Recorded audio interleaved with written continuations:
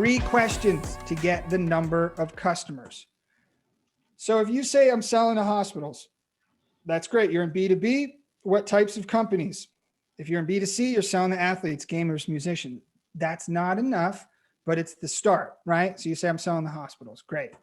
Small, mid-size, enterprise, regional, big, are you selling to Med Express? Are you selling to the big ones? Are you selling to cancer research hospitals? Whatever those are, what's the segment within that, right? And then if you're selling to athletes, well, is it high income, low income? Is it, what gender are you going to? Is it male, female, non-binary? It could be anything, right? It could be whatever market segment it is. What age?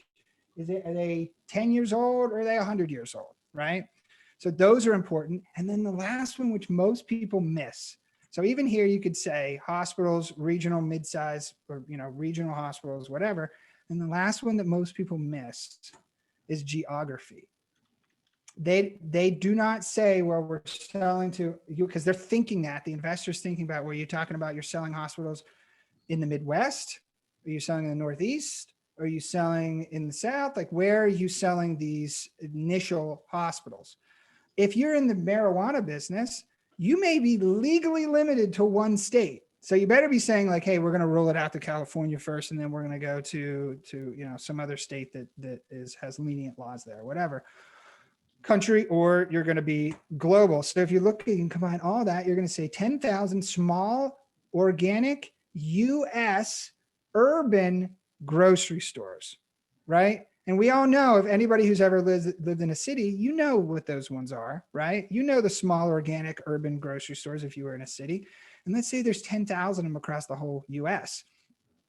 Let's say I can get 2,000 of them times $25,000 a year is going to equal $50 million total addressable market. So if I'm looking at that and saying, okay, that's how I get to that calculation. And it's much more picturable inside their head. And it also, I don't know about you, but it feels a lot more achievable than saying like, hey, look, we only need to get this. And this is just the first goal, right? This isn't the end business model, versus here where you're like $190 billion tomato market. Like, that sounds crazy. Like, how could you go after that big of a market and take 1% of it? Like, that just doesn't feel realistic, versus something like this that feels more realistic.